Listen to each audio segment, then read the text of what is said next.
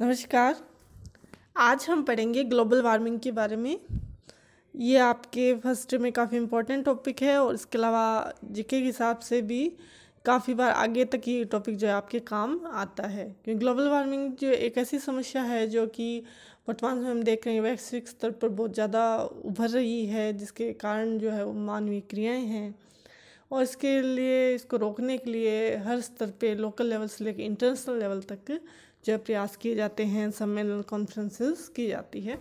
तो आज हम बात करेंगे कि ग्लोबल वार्मिंग क्या है, यानी विश्व तापन, भूमंडलीय तापन जो है वो क्या है, उसके बारे में बात करेंगे। उसके प्रभाव के बारे में बात हम करते हैं।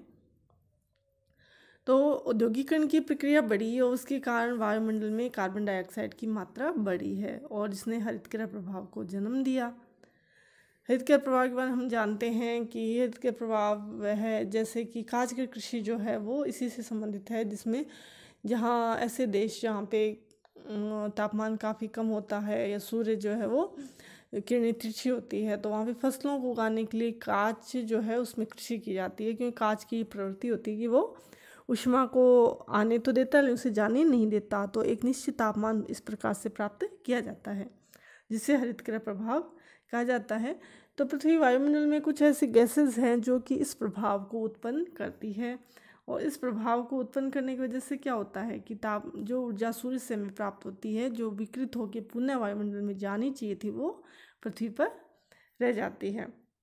तो इस प्रकार जो तापीय ऊर्जा जो कि वायुमंडल में सांद्रित होने से क्या होगा, धरती का जो औसत तापमान जो है वो क्या हो जाएगा, बढ़ जाएगा। और बढ़ जाएगा तो इसी प्रक्रिया को, इसी घटना को क्या कहा जाता है, ग्लोबल वार्मिंग या विश्वव्यापी तापन कहा जाता है।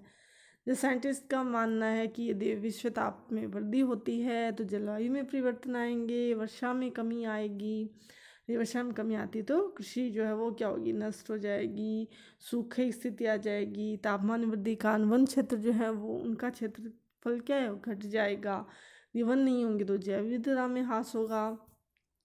यदि हम बात करें कि इसके लिए कौन सी गैसेस हैं जो कि वायुमंडल में जाके इस प्रकार का प्रभाव उत्पन्न कर रही है, तो कार्बन डाइऑक्साइड गैस है मुख्य रूप से। इसके अलावा मीथेन, क्लोरोफ्लोरोकार्बन यौगिक जो हैं, इसके अलावा नाइट्रस ऑक्साइड गैस है। ये सारी गैसें जो है कौन सी गैसें हैं, हरितगृह प्रभाव को बढ़ाने वाली हैं। और जैसे जैसे भूमंडल है उसमें तापमान बढ़ रहा है तो उसके प्रभाव के न केवल अल्पकालिक है, वरन हम देखते हैं कि दूरगामी प्रभाव भी होंगे। मानव का स्वास्थ्य इससे प्रभावित होने होगा।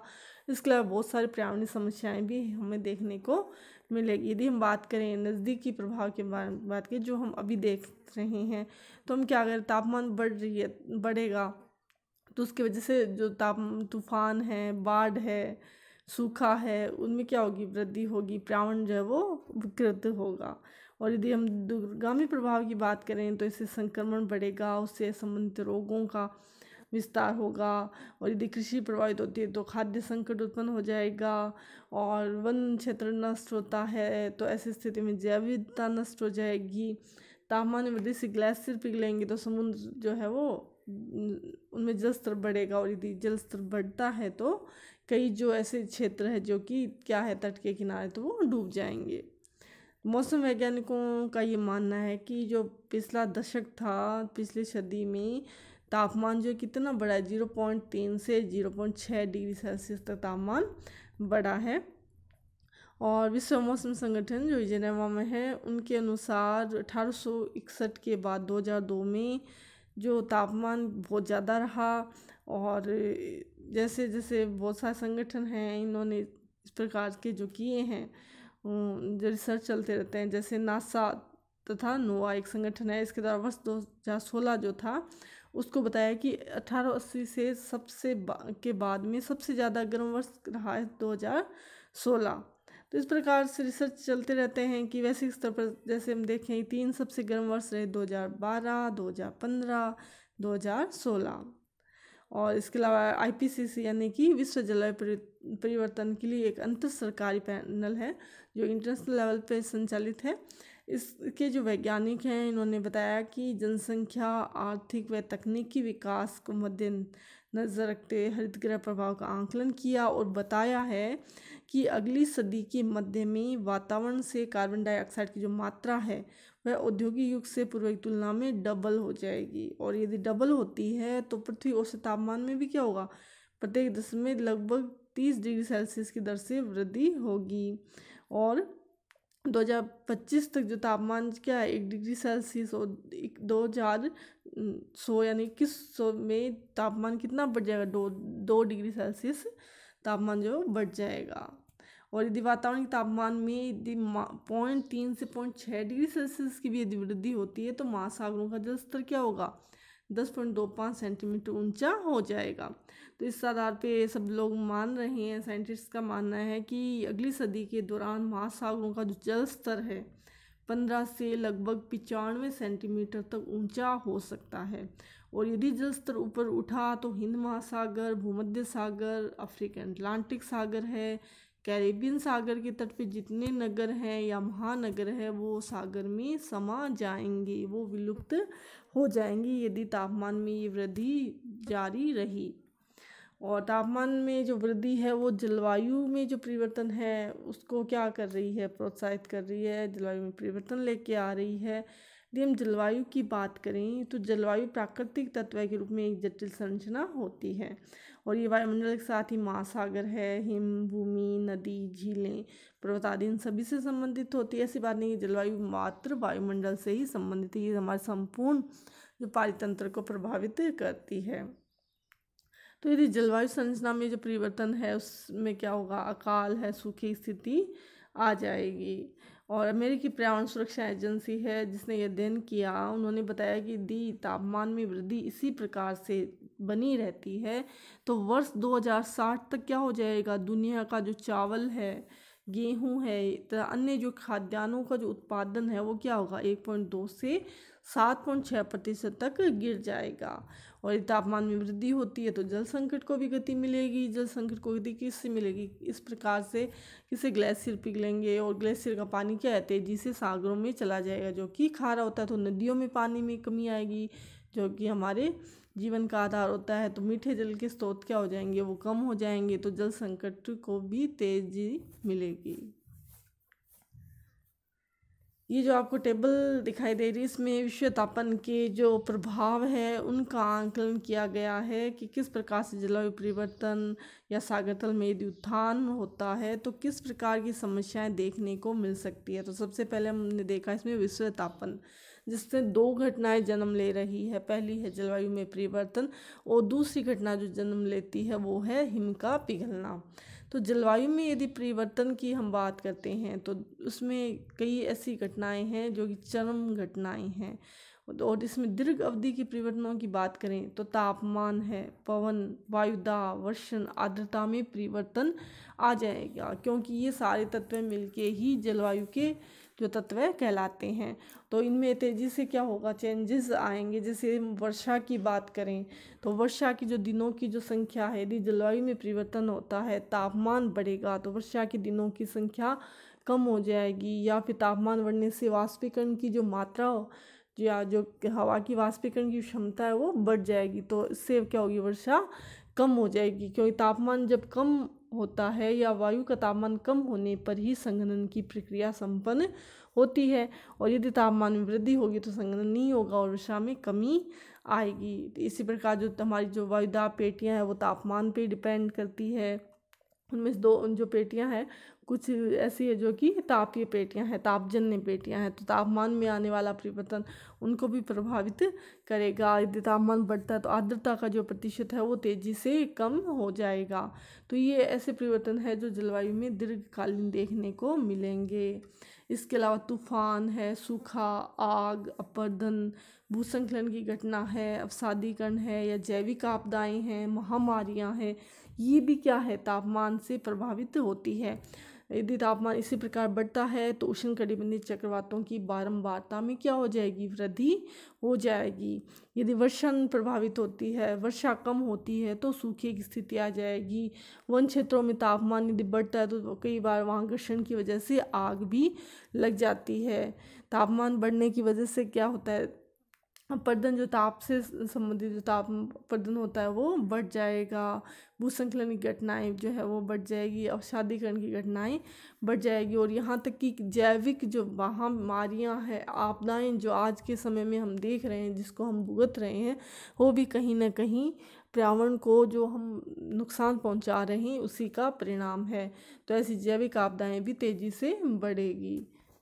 इसके अलावा दूसरी जो घटना जो है वैश्विक तापमान से जो होती है वो है हिम का पिघलना, यानी तेज़ी से ग्लेशियर्स जो हैं वहाँ पे तापमान बढ़ने से ग्लेशियर पिघलेंगे। यदि ग्लेशियर पिघलेंगे तो सागर तल में उत्थान होगा, और सागर तल में उत्थान होने से तटीय जो भाग है उनमें पानी ज़्यादा आ जाएगा नदियों में, तो वहाँ पे बाढ़ आ जाएगी, अपरदन बढ़ जाएगा और लवणीयता बढ़ जाएगी। इसके अलावा सागर तल में उत्थान आता है तो जैव विविधता का ह्रास होगा। इसके अलावा यदि सागर तल में उत्थान की वजह से ऊंची ऊंची लहरें उठ सकती है, सुनामी की स्थिति आ सकती है। जैव विविधता जो है वो तापमान को अधिक, क्योंकि पानी यदि गर्म होता है, महासागरों का जल गर्म होगा तो वहाँ पे जो जीव हैं वो उसको सहन नहीं कर पाएंगे, तो जो सागर तट पर जो प्रवाल भित्तियाँ हैं उनमें भी विकृति आने लग जाएगी। तो कई ऐसी समस्याएं जो है कि वैश्विक स्तर पे जो घटना हो रही है तापन की, भूमंडलीय तापन की, तो वो घटनाएं जन्म लेगी। कुछ उनमें अल्पकालिक है और कुछ उसमें दीर्घकालिक है।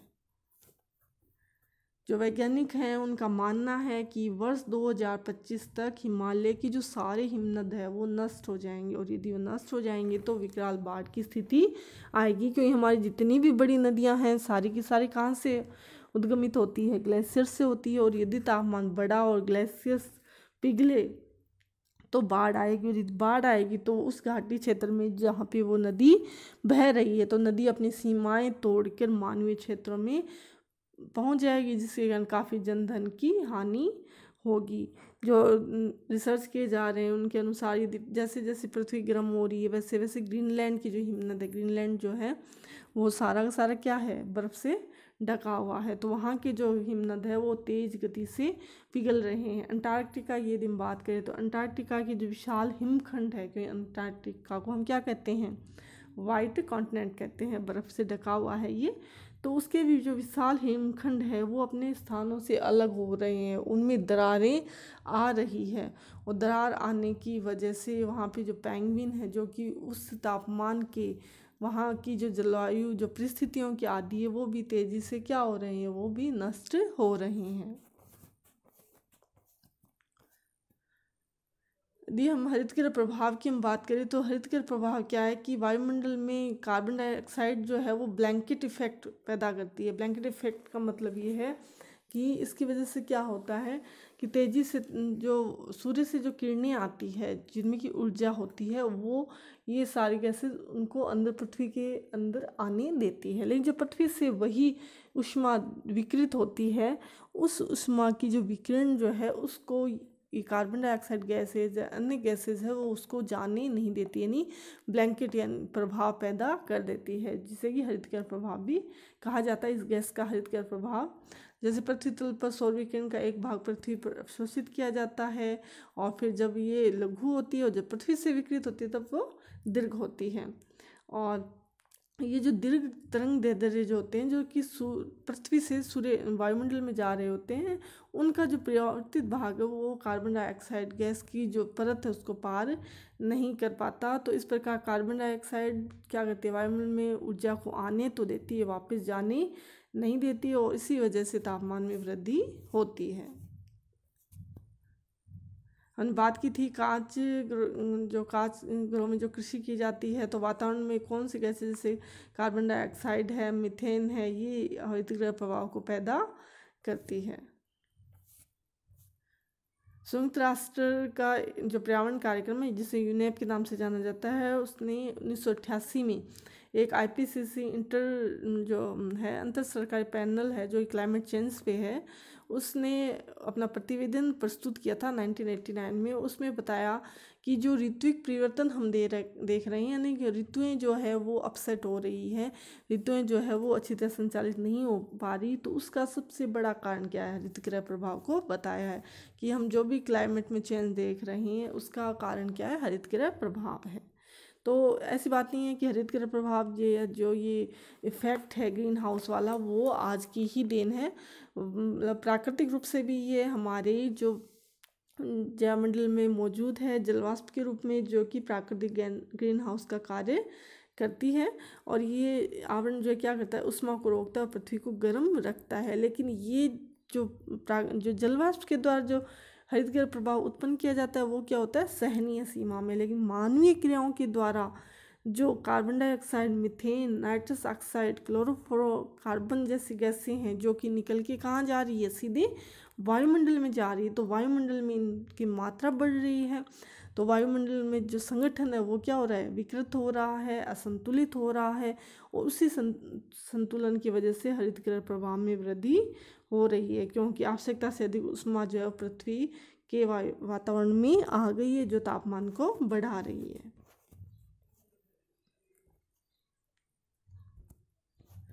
मनुष्य जो कार्बन डाइऑक्साइड जो गैस है उसकी सबसे जो प्रमुख गैस जो कार्बन डाइऑक्साइड जो गैस है वो जीवाश्म ईंधन के दहन से विमोचित होती है।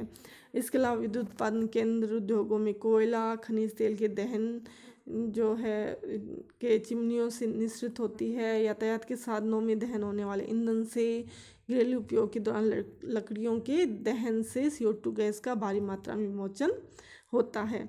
इसके अलावा वन विनाश द्वारा भी CO2 की मात्रा यानी कार्बन डाइऑक्साइड की मात्रा बढ़ती है। सन 1750 के बाद क्या है, कार्बन डाइऑक्साइड की मात्रा 30% बढ़ी है, जिससे 65% हरितगृह प्रभाव बढ़ा है। यदि 1965 में वातावरण में कार्बन डाइऑक्साइड मात्रा क्या थी, 320% थी, और आज ये कितनी हो गई, 360 हो गई 1990 में। और वर्तमान समय में देखें 380 ppm है, यानी पार्ट पर मिलियन। यानी कि एक दशक में CO2 की वृद्धि दर जो है वो कितनी है, 0.5% वार्षिक रही है। और इसी दर को मानते हुए वैज्ञानिकों का अनुमान है कि वर्ष 2050 तक क्या होगा, वातावरण में कार्बन डाइऑक्साइड की मात्रा जो है वो डबल हो जाएगी। तो यदि जलवायु में परिवर्तन आए तो उससे क्या होगा, महासागर, भूमि, नदियाँ सारी प्रभावित होगी। और यदि ये प्रभावित होते हैं तो जो मनुष्य है, हमारा सारा जलमंडल प्रभावित होगा। सागर की जो वर्षावन कहलाए जाने वाली जो मूंगाई जो चट्टानों पे जो रंग बिरंगी वनस्पतियाँ पाई जाती है वो प्रभावित हो रही है। इसके अलावा इससे खाद्य संकट की समस्या उत्पन्न हो रही है, जल की उपलब्धता घटेगी, कि वर्तमान समय में कुल जो स्वच्छ पानी है उसका 50% मानव उपयोग में लाया जा रहा है। तो ऐसे देश जहाँ पे बहुत ही कम जल की उपलब्धता है स्वच्छ जल की, जैसे कुवैत, जॉर्डन, इज़राइल, तो इन देशों में तो जलाभाव वाले देशों में तो गहरा जल संकट उत्पन्न हो जाएगा। इसके अलावा जलवायु परिवर्तन से कृषि जो है वो प्रभावित होगी, कृषि उत्पादन कम हो जाएगा, वनों की संरचना जो है वो बदल जाएगी, और जो सूक्ष्म वनस्पतियों से लेकर जो विशाल वृक्ष है, पेड़ हैं, उनका भी तापमान व नमी का एक विशेष सीमा में अनुकूलन होता है। और यदि इस अनुकूलन में कोई परिवर्तन होता है तो ये वनस्पतियाँ या तो लुप्त हो जाएगी या अपना स्थान परिवर्तित कर लेगी। तो ऐसा अनुमान लगाया जा रहा है कि जैसे जैसे जनसंख्या बढ़ रही है, शहरीकरण बढ़ रहा है, वैसे वैसे ये वनस्पतियाँ विलुप्त होने की कगार पे है, जैव विविधता जो है वो नष्ट होगी। तो इस प्रकार जलवायु परिवर्तन से विश्व का जो 1/3 जो 1/3 जो भाग है उसको क्या है, खतरा है। और तापमान बढ़ने से ग्रीष्म पैदा होता है, जिसकी वजह से वनाग्नि की घटनाएं भी बढ़ रही है। और यदि वनाग्नि होगी तो वायुमंडल में कार्बन डाइऑक्साइड की गैस की मात्रा बढ़ेगी इसलिए क्योंकि जब पेड़ जलते हैं तो उससे जो गैसेस निकलती हैं उनमें से एक प्रमुख गैस जो है कार्बन डाइऑक्साइड भी निकलकर वायुमंडल में विमोचित होती है। तो वैज्ञानिकों का मानना है कि जलवायु परिवर्तन के कारण कई संक्रामक रोग जो है वो क्या है, वो बहुत ज़्यादा बढ़ेंगे, जैसे कि आज हम कोरोना को देख रहे हैं। स्टैनफोर्ड विश्वविद्यालय के वैज्ञानिक हैं स्टीफन स्नाइडर, उनकी बुक थी लैबोरेटरी अर्थ। उसमें उन्होंने बताया कि जलवायु परिवर्तन का चक्र चल पड़ा है और इसे हम एक साथ एकदम अभी बदल नहीं सकते, लेकिन आवश्यकता है कि इसकी गति को कम किया जाए। यदि हम गति की कम नहीं करेंगे तो जलवायु का जो ये परिवर्तन है हमारी सभ्यता को नष्ट कर देगा।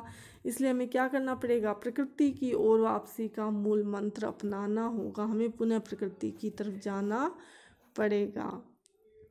और यदि विश्व तापन की हम बात करें कौन से क्षेत्र सबसे ज़्यादा प्रभावित होते हैं, तो वे हैं नदियों झीलों में जल की अनुक्रिया, यानी नदियों और झीलों का जो पाचन तंत्र है प्रभावित होगा। उष्णकटिबंधीय चक्रवातों की बारंबारता बढ़ जाएगी। जो हिम है, परमाफ्रॉस्ट एरिया है, जो स्थायी हिम के एरियाज हैं वो पिघल जाएंगे। जो हिमनद है, हिम टोपियाँ हैं, उनकी अनुक्रिया जो है वो किस प्रकार की होगी, मतलब वे पिघल के नदियों में बाढ़ लेके आएंगे। उसके बाद में पानी जो है वो क्या होगा, डायरेक्ट कहाँ पे जाएगा, महासागरों में चला जाएगा। तो धीरे धीरे नदियों में जल की कमी आ जाएगी। सागर तल में उत्थान होगा। सागर तल में उत्थान होगा तो सागरीय तटीय क्षेत्रों पे जो नगर है या जो शहर है वो डूब जाएंगे। और सागर तल में उत्थान होता है तो बीच है, वहाँ पे बीच जो एरियाज है, जो लोग वहाँ पे बसे हुए हैं तो वे भी क्या हो जाएंगे, नष्ट हो जाएंगे। प्रवाल भीतियाँ है, डेल्टाई क्षेत्र है और आर्द्रभूमि क्षेत्र है, जो कि क्या है, मतलब महासागर के जो निचले क्षेत्रों में ये होते हैं, तो उनमें जो जीवन है वो भी नष्ट हो जाएगा या वो सेंसिटिव हो जाएगा। तो इस प्रकार से जैसे तापमान बढ़ेगा वैसे वैसे जलवायु में परिवर्तन हो रहा है। और जलवायु क्योंकि एक संपूर्ण वैश्विक प्रणाली है, उसमें होने वाला परिवर्तन केवल एक देश को, एक क्षेत्र को नहीं, संपूर्ण विश्व को प्रभावित करेगा। कई प्रकार की समस्याएं जैसे खाद्य संकट है, कृषि में कम उत्पादन है, जल संकट है, बहुत सारे संक्रामक रोग है, इनको लेकर आएगा। जिसके लिए हमें आवश्यकता है कि इन जो तापमान जो बढ़ रहा है उसके लिए प्रयास किए जाएं। धन्यवाद।